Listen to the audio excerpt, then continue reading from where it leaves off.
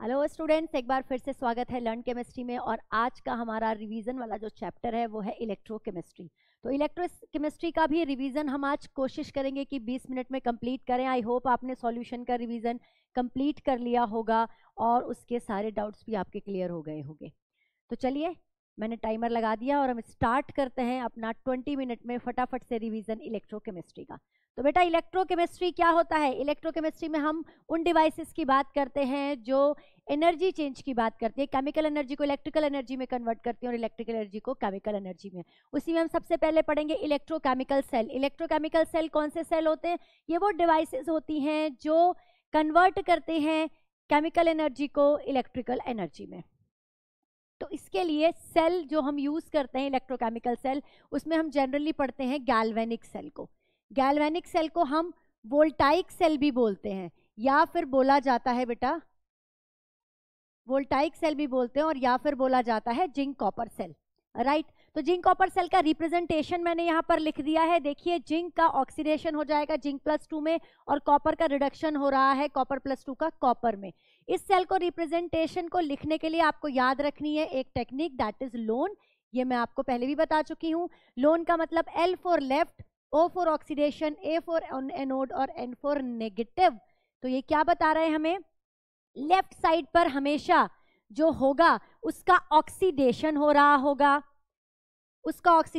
रहा होगा, उसको हम एनोड कहेंगे और उस पर नेगेटिव चार्ज होगा, ये हमें बता रहा है। तो राइट साइड वाला अपने आप ही क्या हो गया? ये कैथोड हो गया और इस पर पॉजिटिव चार्ज होगा। ये आप जानते हैं, एनोड पर हमेशा ऑक्सीडेशन होता है और कैथोड पर हमेशा क्या होता है? रिडक्शन होता है। राइट, तो चलिए आगे चलते हैं। उसके बाद ये जो एक कंटेनर है, क्योंकि जो दो कंटेनर हैं वो दो कंटेनर मिलकर सेल बना रहे हैं, हम यहाँ पर इनडायरेक्ट रिडॉक्स कर रहे हैं। दो कंटेनर को हमने सॉल्ट ब्रिज से जोड़ा है। ये जो लाइनें हैं, दो लाइनें, वो सॉल्ट ब्रिज को शो कर रही हैं। तो इस कंटेनर में कुछ पोटेंशियल क्रिएट होगा जिसे हम ऑक्सीडेशन पोटेंशियल कहेंगे, इसको हम रिडक्शन पोटेंशियल कहेंगे। और पूरे सेल का अगर हम पोटेंशियल निकालेंगे, सेल पोटेंशियल निकालेंगे, जिसको हम कहते हैं ईएमएफ ऑफ सेल, उसको निकालेंगे हम इस इक्वेशन से, where E cell is equal to E cathode minus E anode. Cathode और एनोड पर जो आप ई की वैल्यू रखोगे, इलेक्ट्रोड पोटेंशियल की वैल्यू रखोगे, it should be reduction potential. ये आपको याद रखना है। न्यूमेरिकल करते हुए वैल्यू आपको दी हुई होगी, रिडक्शन पोटेंशियल वैल्यू आपको रखनी है। अगर ऑक्सीडेशन पोटेंशियल वैल्यू दी हुई है तो क्या करेंगे? Oxidation potential value is equal to minus reduction potential value, sign change करके रख देंगे। इक्वल ही वैल्यू होती है, बस साइन चेंज होता है। यहीं पर ये ई सेल मैंने निकाला। अगर स्टैंडर्ड कंडीशन में ई सेल निकालना हो, ई नॉट सेल कहते हैं उसको, तो वहां पर स्टैंडर्ड ऑक्सीडेशन रिडक्शन पोटेंशियल लेंगे कैथोड का और स्टैंडर्ड रिडक्शन पोटेंशियल लेंगे एनोड का, और इसी इक्वेशन से हम स्टैंडर्ड ईएमएफ ऑफ सेल निकाल सकते हैं। तो इसके बाद अगला हमारा जो फॉर्मूला है वो है शी क्या होता है? स्टैंडर्ड हाइड्रोजन इलेक्ट्रोड होता है। इसको हम एनोड और कैथोड दोनों की तरह यूज करते हैं जब हमारे पास केवल एक ही इलेक्ट्रोड हो। मेरे पास कैथोड है, मेरे पास एनोड नहीं है, और मुझे सेल का पोटेंशियल निकालना है, तो मैं वहां पर शी लगा दूंगी। शी क्या करेगा? कैथोड मेरे पास था, एनोड का काम करेगा। अगर मेरे पास एनोड है तो मैं शी लगा दूंगी, एनोड मेरे पास था, ये कैथोड का काम करेगा। कि ये दोनों की तरह काम कर सकता है। उसका रीजन ये होता है कि जो इसका जो ई नॉट सेल होता है बेटा, जो ई नॉट होता है इसका वो 0 होता है। तो it can be act as cathode as well as anode, and it is used for the construction of cell and to know the E cell of any constructive cell. Right, next हमारी चीज है electrochemical series. Electrochemical series क्या होती है? जब हम element को increasing या डिक्रीजिंग एसआरपी वैल्यू की फॉर्म में अरेंज करते हैं तो जो एक सीरीज बनती है उसको हम इलेक्ट्रोकेमिकल सीरीज कहते हैं। जैसे कि आपने अपनी एनसीईआरटी की बुक में देखी होगी, एक सीरीज बनी हुई है, वहां पे सेंटर में आपको हाइड्रोजन दिया हुआ है जिसके लिए ई सेल की वैल्यू बेटा 0 है, जिसका ई नॉट रिडक्शन पोटेंशियल 0 है। सबसे टॉप पे आपको दे रखा है फ्लोरीन, जिसका इलेक्ट्रोड पोटेंशियल नेगेटिव है और रिडक्शन पोटेंशियल नेगेटिव है। और सबसे लास्ट में दे रखा है आपको लिथियम, उसका रिडक्शन पोटेंशियल पॉजिटिव है। तो 0 से नीचे वाले सारे जो एसआरपी वैल्यू क्या है? पॉजिटिव है, और हाइड्रोजन से ऊपर वाली सबकी जो वैल्यूज हैं एसआरपी वैल्यूज, वो क्या है? नेगेटिव हैं। तो जिनका एसआरपी वैल्यू बहुत ज्यादा होती है वो स्ट्रॉन्ग ऑक्सीडाइजिंग, मैंने उल्टा लिख दिया, 0 से ऊपर वाले सारे पॉजिटिव हैं, 0 से नीचे वाले सारे नेगेटिव हैं, जैसा कि एनसीईआरटी में बना हुआ है। यानी कि जिनकी हायर वैल्यू होती है, जिनकी एसआरपी वैल्यू ज्यादा होती है, वो स्ट्रॉन्ग ऑक्सीडाइजिंग एजेंट की तरह काम करते हैं। इसका मतलब है कि वो आसानी से रिड्यूस होते हैं। आपको पता है फ्लोरीन आसानी से रिड्यूस होकर F नेगेटिव बना देता है। जिनकी लोअर एसआरपी वैल्यू होती हैं, जो ये नीचे रखे हुए हैं, जिनकी नेगेटिव में वैल्यू, जैसे कि लिथियम, जैसे कि सोडियम, जैसे कि मैग्नीशियम, तो लोअर एसआरपी वैल्यू जिनकी होती है वो वीक ऑक्सीडाइजिंग एजेंट होते हैं। वो आसानी से ऑक्सीडाइज नहीं होते, सॉरी, वो दूसरों को आसानी से ऑक्सीडाइज नहीं करते। These are weak oxidising agent, actually these are strong reducing agent. ये स्ट्रॉन्ग रिड्यूसिंग एजेंट होते हैं, खुद आसानी से ऑक्सीडाइज हो जाते हैं। आपको पता है मेटल बहुत आसानी से ऑक्सीडाइज हो जाते हैं। तो जो स्ट्रॉन्ग ऑक्सीडाइजिंग एजेंट होते हैं या फिर जिनकी हायर एसआरपी वैल्यू होती है, जब आप सेल का कंस्ट्रक्शन कर रहे होगे, इस वाले सेल का कंस्ट्रक्शन कर रहे होगे, तो आपको क्या देखना है कि अगर वैल्यू पॉजिटिव है तो it will act as a cathode, अगर वैल्यू नेगेटिव है तो it will act as a anode. ये आपको हमेशा याद रखना है। सेल जब आप कंस्ट्रक्शन करेंगे तो आपको जो एसआरपी वैल्यू दे रखी है उससे आपको आइडिया हो जाएगा कि कौन कैथोड होगा और कौन वहां पर एनोड होगा। नेक्स्ट बात है डेल्टा जी, यानी कि Gibbs free energy. Gibbs free energy का फॉर्मूला होता है डेल्टा जी, अगर स्टैंडर्ड कंडीशन में देखो तो delta G naught is equal to n F E not cell, where n is equal to number of electron exchange during the reaction. कितना oxidation से electron निकले और उनको रिडक्शन वाले जो आपका आयन था उसने एक्सेप्ट किया, तो स्मॉल एन क्या है, exchange of electron during the cell formation, during the cell reaction, during the redox reaction. This is the N. F is a Faraday जिसकी वैल्यू होती है 96500 कूलम, और E naught cell is a cell potential जो आपने निकाला था E cathode minus E anode से, यहां से निकालते हैं। तो ये गिब्स फ्री एनर्जी होती है। आपको पता है कि डेल्टा G की वैल्यू अगर नेगेटिव होगी तो सेल कैसा होगा, आपका फिजिबल होगा, मतलब आपका सेल ठीक से काम करेगा, अपने आप काम करेगा, उसमें जो रिएक्शन होगी वो स्पॉन्टेनियस रिएक्शन होगी। तो अगर आपसे पूछ रहा है, वैल्यू दे रखी है और आपसे पूछ रहा है कि सेल स्पॉन्टेनियस है, सेल फिजिबल है, तो आप कैसे निकालोगे, आप डेल्टा जी की वैल्यू से निकालोगे, डेल्टा जी की वैल्यू देखकर निकालोगे। उससे भी पहले आपको ये देखना होगा कि अगर ई नॉट सेल की वैल्यू बेटा पॉजिटिव आई, ई नॉट सेल की वैल्यू अगर पॉजिटिव आई तो आपका डेल्टा जी की वैल्यू क्या होगी, नेगेटिव होगी और सेल फिजिबल होगा। लेकिन अगर ई नॉट सेल की वैल्यू नेगेटिव है, ई कैथोड और ई एनोड को जब आपने माइनस किया, इनके रिडक्शन पोटेंशियल को माइनस किया और वैल्यू नेगेटिव आई, तो ये माइनस होता है यहाँ पे, तो ये माइनस माइनस प्लस हो जाएगा और डेल्टा जी की वैल्यू प्लस हो जाएगी। और डेल्टा जी की वैल्यू अगर प्लस होती है तो रिएक्शन नॉन स्पॉन्टेनियस होती है। तो यहाँ पर क्या होगा, डेल्टा जी पॉजिटिव हो जाएगा, डेल्टा जी जैसे ही पॉजिटिव होगा नॉन स्पॉन्टेनियस रिएक्शन होगी, सेल फिजिबल नहीं होगा, राइट। ई नॉट सेल की वैल्यू अगर 0 आती है तो डेल्टा जी भी 0 हो जाएगा और रिएक्शन या cell is in at equilibrium. मेरे हाथ में चोट लगी है इसलिए राइटिंग बहुत अच्छी नहीं आ रही है, लेकिन कोशिश कर रही हूं कि मैं ऐसा लिख सकूं कि आपको समझ में आए। तो नेक्स्ट है हमारी नर्स्ट इक्वेशन। नर्स्ट इक्वेशन क्या बताती है, स्टैंडर्ड कंडीशन की बात नहीं होती यहाँ पर, एट एनी कॉन्सेंट्रेशन, कोई भी कॉन्सेंट्रेशन हो, किसी भी कंसंट्रेशन में, जब कंसंट्रेशन चेंज हो रही हो, सेल जब काम कर रहा है, कंसंट्रेशन चेंज हो रही हो, तब किस तरह से हम उसकी हम उसका पोटेंशियल निकालेंगे, वो हम नर्स्ट इक्वेशन से निकालते हैं। तो E cell is equal to E not cell, ये स्टैंडर्ड है, ये जो चेंज हो रही है उस टाइम है, और ये एन क्या है, n is equal to number of electron during the reaction और ड्यूरिंग रेडॉक्स रिएक्शन, और log Q, Q is a reaction quotient. At that time क्या चेंज हुआ है प्रोडक्ट की और रिएक्टेंट की कॉन्सेंट्रेशन में। अगर मैं आपको आसान तरीके से बताऊं तो लॉग प्रोडक्ट की कॉन्सेंट्रेशन अपॉन रिएक्टेंट की कॉन्सेंट्रेशन, और यहाँ पे स्टोइकियोमेट्रिक कोफिशिएंट आएगा, स्टोइकियोमेट्रिक कोफिशिएंट आएगा पावर में, जैसे हम इक्विलिब्रियम में करते थे, ठीक है।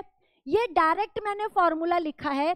अगर टेम्परेचर आपको जनरली 25 डिग्री सेंटीग्रेड दे रखा होगा, आपका ये फॉर्मूला ही एप्लीकेबल होगा, नहीं तो मैं आपको बेसिक फॉर्मूला भी यहां पर लिख देती हूं।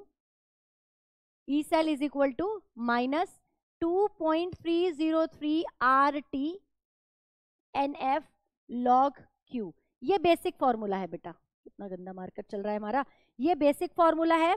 तो ये बेसिक फॉर्मूले में हमने क्या किया, 2.303, R की वैल्यू 8.304, T की वैल्यू 298 केल्विन 25 डिग्री सेंटीग्रेड पर अगर है, और F की वैल्यू 96500। इस सब को हमने कैलकुलेट कर लिया तो हमारी वैल्यू ये आ गई 0.059। आपके लिए आसान हो जाता है न्यूमेरिकल में करना, और बोर्ड में आपके लिए ये फॉर्मूला मुझे लगता है काम कर जाएगा, आपको इसकी जरूरत नहीं होगी, लेकिन एमसीक्यू के लिए आपको ये फॉर्मूला भी पता होना चाहिए कि अगर टेम्परेचर कुछ और है एट ये जो equation it is applicable at all temperature and this equation is applicable only at 25 degree centigrade, right. तो इस तरह से ये नर्स्ट इक्वेशन होती है। अब अगर इक्विलिब्रियम में है सेल इक्विलिब्रियम में है तो आपको मैंने पहले भी बताया, तो ई सेल की वैल्यू क्या होगी, 0 होगी। ई सेल की वैल्यू 0 होगी, तो जब ई सेल की वैल्यू 0 होगी तो रिएक्शन जब इक्विलिब्रियम है तो Q क्या हो जाएगा, Q is equal to K equilibrium हो जाएगा।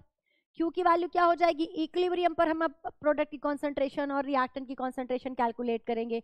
ये 0 हो चुका, तो क्या ये 0 हो चुका ई सेल, तो अब क्या फॉर्मूला बनेगा, ये फॉर्मूला बनेगा, E not cell is equal to 0.059 upon N log K equilibrium, और के इक्विलिब्रियम क्या है, प्रोडक्ट की कॉन्सेंट्रेशन अपॉन रिएक्टेंट की कॉन्सेंट्रेशन एट इक्विलिब्रियम, राइट।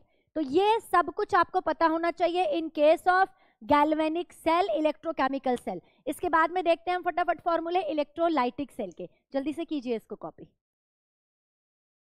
तो 8th पॉइंट, यानी कि अब हम बात करेंगे इलेक्ट्रोलाइटिक सेल की। इलेक्ट्रोलाइटिक सेल क्या होते हैं, जो इलेक्ट्रिकल एनर्जी को केमिकल एनर्जी में कन्वर्ट कर देते हैं, उनको हम इलेक्ट्रोलाइटिक सेल कहते हैं। इस सेल के अंदर भी जो एनोड होता है, एनोड पर ऑक्सीडेशन होता है और कैथोड पर रिडक्शन होता है, कैथोड पर रिडक्शन होता है, जैसे कि इलेक्ट्रोकेमिकल सेल में हो रहा था। लेकिन वहां पर एनोड नेगेटिव था, यहाँ पर एनोड पॉजिटिव होगा और कैथोड नेगेटिव होगा, राइट। साइन चेंज हो जाता है इलेक्ट्रोड का। इलेक्ट्रोड क्या होता है, मेटल की स्ट्रिप होती है जिस पर ऑक्सीडेशन या रिडक्शन होता है। अगर ऑक्सीडेशन हो रहा है तो उस मेटल की स्ट्रिप को आप एनोड कहते हो, और अगर रिडक्शन हो रहा है तो हम उसको कैथोड कहते हैं, इररिस्पेक्टिव ऑफ सेल, चाहे इलेक्ट्रोकेमिकल सेल हो या फिर इलेक्ट्रोलाइटिक सेल हो। नेक्स्ट हम बात करेंगे कंडक्टेंस की। किसी भी जब हम इलेक्ट्रोलाइटिक सेल बनाते हैं तो हम बात करते हैं कंडक्टेंस की। कंडक्टेंस यानी कि कितनी आसानी से उसके अंदर करंट चल रही है, कितनी आसानी से उसका आयनाइजेशन हो रहा है। कंडक्टेंस को हम G से शो करते हैं, और G इज इक्वल टू होता है 1/R, where R is a resistance. जी हाँ, वही वाला रेजिस्टेंस जो क्लास 10th में पढ़ा है, जो करंट को चलने के बीच में रुकावट पैदा करता है, वही रेजिस्टेंस है ये, जिसे हम ओम्स ने अपने लॉ से एक्सप्लेन किया था, V is equal to IR, ये वही रेजिस्टेंस है, राइट। तो कंडक्टेंस की यूनिट हो जाएगी, क्योंकि 1/R है और R की यूनिट ओम होती है, तो इसकी यूनिट क्या हो जाएगी, ओम इनवर्स, या फिर मो भी कहते हैं, या फिर साइमंस भी कहते हैं। जो SI यूनिट है बेटा वो ओम इनवर्स है, SI यूनिट पूछेगा ओम इनवर्स लिखेंगे। नेक्स्ट है कंडक्टिविटी या स्पेसिफिक कंडक्टेंस। कंडक्टिविटी क्या होती है, जैसे रेजिस्टेंस की रेजिस्टिविटी होती है ऐसे ही कंडक्टेंस की कंडक्टिविटी होती है। रेजिस्टेंस की रेजिस्टिविटी होती है जिसको हम रो से शो करते हैं, कंडक्टेंस की कंडक्टिविटी होती है जिसको हम कप्पा से शो करते हैं। ये कप्पा के जैसा बनाते हैं, एग्जैक्टली मुझसे ठीक से बना नहीं ना, थोड़ा स्टाइलिश सा के होता है, ये कप्पा कहते हैं इसको। तो कप्पा इज इक्वल टू 1/रो। रो क्या है, रो वही है रेजिस्टिविटी है। तो जो कंडक्टेंस है वो रेजिस्टेंस का इनवर्सली प्रोपोर्शनल है, ठीक है, 1/R है। जो स्पेसिफिक कंडक्टेंस या कंडक्टिविटी है वो रेजिस्टेंस के इनवर्सली प्रोपोर्शनल है, यानी कि 1/रो है। और रो का फॉर्मूला आपको पता ही है, RL/A, तो 1/R L/A, ये फॉर्मूला कप्पा का हो जाएगा, और यूनिट क्या हो जाएगी, ओम इनवर्स सेंटीमीटर इनवर्स, ठीक है, ओम इनवर्स सेंटीमीटर इनवर्स, या फिर साइमन सेंटीमीटर इनवर्स भी आप लिख सकते हो, कप्पा की यूनिट। उसके बाद हम मोलर कंडक्टिविटी की बात करेंगे। अगर हम मोलर, आपका सॉल्यूशन है, हम सॉल्यूशन के अंदर कंडक्टिविटी निकाल रहे हैं, तो हम उसकी मोलर कंडक्टिविटी अगर कैलकुलेट कर रहे हैं तो फॉर्मूला क्या होगा, लेमडा एम से डिनोट करते हैं मोलर कंडक्टिविटी को, is equal to kappa into 1000 upon M, where M is a molarity. M क्या है, मोलैरिटी है। मोलैरिटी का यूनिट क्या होती है, मोल पर लीटर होती है, या फिर litre is equal to 1 litre is equal to 1 dm³, mole पर dm³ हो सकती है, ठीक है। तो देखो मैंने यहाँ पर दो फॉर्मूले लिखे हैं, एक में 1000 ऊपर लगाया, एक में 1000 नीचे लगाया है। दोनों फॉर्मूले आपको याद रखने हैं, स्टार लगा लो, यहाँ पर कंफ्यूजन होता है स्टूडेंट को। दोनों फॉर्मूले आपको याद रखने हैं। करना क्या है, अगर कंडक्टिविटी की वैल्यू, कप्पा की वैल्यू, कप्पा की वैल्यू साइमन सेंटीमीटर इनवर्स में दे रखी है। ये बहुत इंपॉर्टेंट पॉइंट बताने जा रही हूँ। अगर कप्पा की वैल्यू साइमन सेंटीमीटर इनवर्स में दे रखी है तो 1000 ऊपर आएगा बेटा फॉर्मूले में, और अगर ये कप्पा की वैल्यू साइमन मीटर इनवर्स में दे रखी है ना तो 1000 नीचे आएगा। मोलर जो मोलारिटी है उसकी यूनिट मोल पर लीटर या मोल पर डीएम क्यूब ही रहेगी, केवल कप्पा की यूनिट डिसाइड करेगी कि 1000 ऊपर आएगा या नीचे आएगा। अगर साइमन सेंटीमीटर इनवर्स है, साइमन सेंटीमीटर इनवर्स है तो 1000 ऊपर आएगा, साइमन मीटर इनवर्स है तो 1000 नीचे आएगा। ये आपको याद रखना है। इसी तरह इक्विवेलेंट कंडक्टिविटी, यहाँ पर इक्विवेलेंट वेट की बात करेंगे, नॉर्मेलिटी की बात करेंगे, तो equivalent conductivity is equal to kappa into 1000 upon normality. ये नॉर्मेलिटी है, ये मोलारिटी थी। इक्विवेलेंट निकालेंगे तो वहां पर हम नॉर्मेलिटी यूज करेंगे। यहाँ पर 1000 ऊपर आया है, इसका मतलब जो कप्पा है वो साइमन सेंटीमीटर इनवर्स है इसकी यूनिट। अगर 1000 यहाँ पर भी नीचे आएगा तो क्या हो जाएगी, साइमन मीटर इनवर्स हो जाएगी। ये दोनों चीजें बहुत याद रखनी है आपको। आपके एनसीईआरटी के इंटेक्स्ट एग्जाम्पल में एक क्वेश्चन दे रखा है, उसमें ये वाला फॉर्मूला आपने यूज किया हुआ है। चलिए नेक्स्ट है हमारा सेल कांस्टेंट। सेल कांस्टेंट यानी कि जी स्टार, इसका फॉर्मूला होता है small L upon A. L यानी कि length between the two electrode, distance between the two electrode, और A is the area of cross section of electrode. तो जी स्टार ये होगा। जी और जी स्टार यानी कि कंडक्टेंस में और सेल कांस्टेंट में एक रिलेशन होता है जिसे कहते हैं kappa is equal to G into G star. G की जगह हम 1 अपॉन आर भी लिख सकते हैं, वो डिपेंड करता है कि आपको क्या सिचुएशन दे रखी है, क्या क्वेश्चन दे रखा है। तो यहां पर क्या हो जाएगा, G star is equal to, sorry G is equal, हाँ ठीक है, G star is equal to हो जाएगा आपका कप्पा इंटू आर। ये भी हो सकता है फॉर्मूला, ठीक है। तो फॉर्मूला यहाँ से ऐसे डराइव कर लेंगे, लेकिन आपको याद रखना है kappa is equal to G into G star होता है। नेक्स्ट है variation of kappa and molar conductivity. जब आप डाइल्यूशन करते हो तो जो स्ट्रॉन्ग इलेक्ट्रोलाइट है या वीक इलेक्ट्रोलाइट है, जो आपका सॉल्यूशन है, डाइल्यूशन करने पर उसकी कंडक्टिविटी और मोलर कंडक्टिविटी में क्या चेंज होता है। डाइल्यूशन करने पर जो कंडक्टिविटी होती है वो डिक्रीज हो जाती है। क्या करते हो आप, यहाँ पर मान लो ये आपके पास 10 इसके अंदर आयन प्रेजेंट है, आपने इसका डाइल्यूशन किया यानी कि इसमें और वाटर ऐड कर दिया, तो क्या हुआ, ये 10 आयन 1 लीटर में प्रेजेंट थे, अब आपने इसका वॉल्यूम 2 लीटर कर दिया, तो 1 लीटर में अब कितने आयन प्रेजेंट है, 5 आयन प्रेजेंट है, नंबर ऑफ आयन डिक्रीज हो गए। इसीलिए जो आपकी कप्पा है, जो कंडक्टिविटी है वो डिक्रीज हो जाएगी, कंडक्टिविटी डिक्रीज हो जाएगी, क्योंकि कंडक्टिविटी पर ml आयन कितने प्रेजेंट होते हैं सीज पर डिपेंड करती है। It is a unit factor, it is a unit factor, ये यूनिट फैक्टर पर डिपेंड करती है, पर ml में कितने आयन है उस पर डिपेंड करती है। डाइल्यूशन करने पर आयन पर ml में कम हो जाते हैं, कंडक्टिविटी डिक्रीज हो जाएगी। लेकिन मोलर कंडक्टिविटी पर क्या फर्क पड़ता है डाइल्यूशन का, जब आप डाइल्यूशन करते हो तो देखो आयन में तो कुछ बदलाव नहीं आता, वॉल्यूम बढ़ जाता है। तो जो आयन है वो उनको घूमने के लिए, उनकी मोबिलिटी के लिए उनको ज्यादा जगह मिलती है, तो वो ज्यादा उनको मोबिलिटी होती है। जितनी ज्यादा मोबिलिटी होगी, आयनिक मोबिलिटी जितनी ज्यादा होगी, कंडक्टेंस उतनी ही ज्यादा होगी। तो इसका मतलब डाइल्यूशन करने पर मोलर कंडक्टिविटी बढ़ती है, डाइल्यूशन करने पर कंडक्टिविटी, जिसको स्पेसिफिक कंडक्टेंस कहते हैं, वो घटती है। बहुत बहुत इंपॉर्टेंट, बहुत बहुत इंपॉर्टेंट पॉइंट।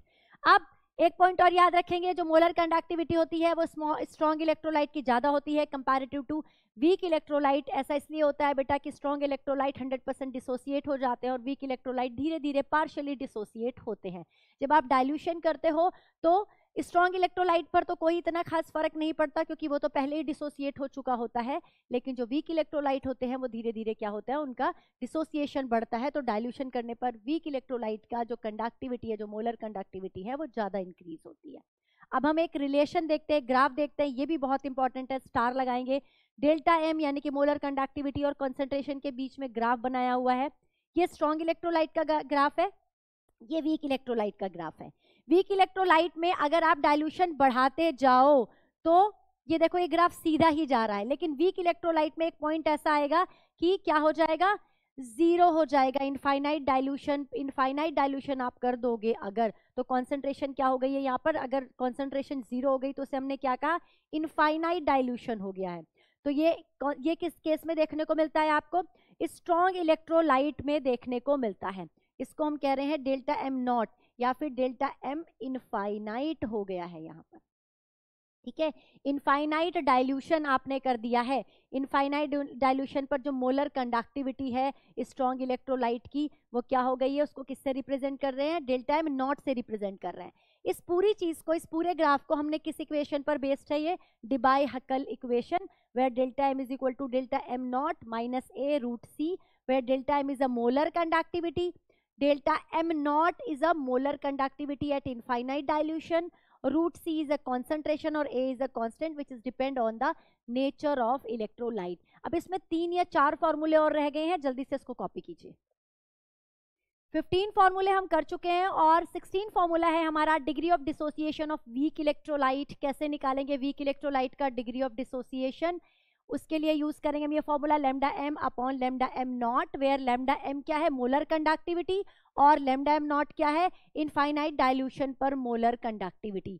राइट, आपको ये पता है, ये फॉर्मूला पढ़ा था आपने ओस्वाल्ड डाइल्यूशन लॉ में। अगर यहाँ पर हम अल्फा की जगह ये वाला फॉर्मूला पुट कर दे, ये वाली वैल्यू पुट कर दे, तो हमको ये मिल जाएगा। ये डायरेक्ट फॉर्मूला याद करना है, एमसीक्यू में एक बार आया हुआ है, स्टार लगा लेंगे इसके ऊपर। न्यूमेरिकल भी यहाँ से बनता है। नेक्स्ट है हमारा कोलाश लॉ। कोलाश लॉ हमें ये कहता है कि भाई जो इलेक्ट्रोलाइट्स होते हैं उनकी वजह से जो कंडक्टिविटी क्रिएट होती है, वो कंडक्टिविटी किस लिए क्रिएट होती है कि जो उसमें जो कैटायन और एनायन है उनके समेशन, जो उनकी लिमिटिंग कंडक्टिविटी है, उनके समेशन की वजह से पूरी कंडक्टिविटी क्रिएट होती है। कहने का मतलब है कि अगर आपने कोई वहां पर इलेक्ट्रोलाइट डाला है तो वो आयंस में टूटा है, उसके आयंस का जो माइग्रेशन होगा, उसके आयंस के जो कंडक्टिविटी होगी, उसके समेशन से ही पूरे सॉल्यूशन की जो कंडक्टिविटी है वो डिसाइड होगी। तो कोलाश लॉ यूज किया जाता है वीक इलेक्ट्रोलाइट्स के लिए भी as well as strong electrolytes के लिए भी, और इस पे सीधे सीधे न्यूमेरिकल आते हैं। Delta M naught is equal to limiting molar conductivity of cation plus limiting molar conductivity of anion. For example अगर आपको NaCl की मोलर कंडक्टिविटी निकालनी है तो कैसे निकालोगे, limiting molar conductivity of Na positive plus limiting molar conductivity of Cl negative. Right, limiting molar conductivity दोनों के सम के बराबर ही molar conductivity, limiting molar conductivity होगी किसी भी इलेक्ट्रोलाइट की। This is limiting molar conductivity, इसको लिमिटिंग मोलर कंडक्टिविटी कहते हैं। लिमिट लग गई, इससे ज्यादा कंडक्टिविटी बढ़ेगी नहीं। डाइल्यूशन आपने इनफाइनाइट कर दिया, अब कंडक्टिविटी नहीं बढ़ रही है, limiting molar conductivity and it is molar conductivity. Right, इसी तरह से अगर यहाँ पर BSO4 ले लिया जाए, BSO4 तो क्या होगा, lambda barium +2 plus lambda SO4 -2। Right, अगर यहाँ पर K2SO4 ले लिया जाए तब कैसे निकालेंगे, लेमडा K पॉजिटिव, यहाँ पर 2 आ जाएगा क्योंकि पॉजिटिव के 2 आयन है, K के 2 आयन है, 2 आयन यहाँ पर लिमिटिंग मोलर कंडक्टिविटी क्रिएट करेंगे, और सल्फेट -2 एनायन की कंडक्टिविटी का जो सम होगा वो क्या बनाएगा, molar conductivity of K2SO4। Right, last है हमारा फेराडेज लॉ। मुझे पता है 20 मिनट हो गए हैं, आप घड़ी की तरफ देख रहे हो, लेकिन 1-2 फॉर्मूले और बच्चे हमारे।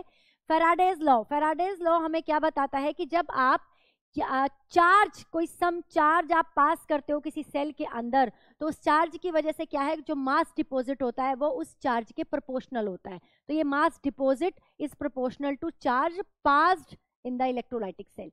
Q की वैल्यू IT के बराबर होती है, तो W is proportional to IT, और प्रोपोर्शनलिटी को, साइन को हटाने के लिए हमने लगा दिया यहाँ पर Z, जिसको कहते हैं इलेक्ट्रोकेमिकल इक्विवेलेंस।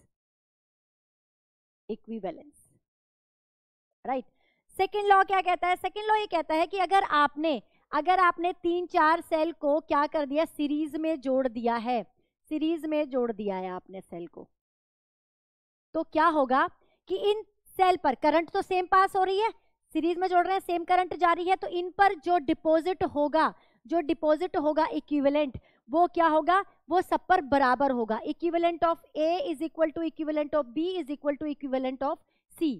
और इक्विवेलेंट कैसे निकालेंगे, given mass upon equivalent weight, given mass upon equivalent weight, given mass upon equivalent weight. तो यहाँ से भी एक न्यूमेरिकल आता है बेटा फेराडेज से, तो आप इसको भी कर लेंगे। इस तरह से हमारा पूरा चैप्टर रिवाइज हो गया, 20 मिनट से थोड़ा ऊपर हो गया होगा, बट कोई नहीं, हमने पूरा चैप्टर रिवाइज कर लिया अपना इलेक्ट्रोकेमिस्ट्री का। इससे रिलेटेड जो भी आपके डाउट्स हो, किसी फॉर्मूले में प्रॉब्लम हो, किसी न्यूमेरिकल में प्रॉब्लम हो तो आप अपने डाउट हमें शेयर कीजिए, हम जरूर उनको क्लियर करने की कोशिश करेंगे। और ऐसे ही पढ़ते रहिए और बढ़ते रहिए। Thank you so much.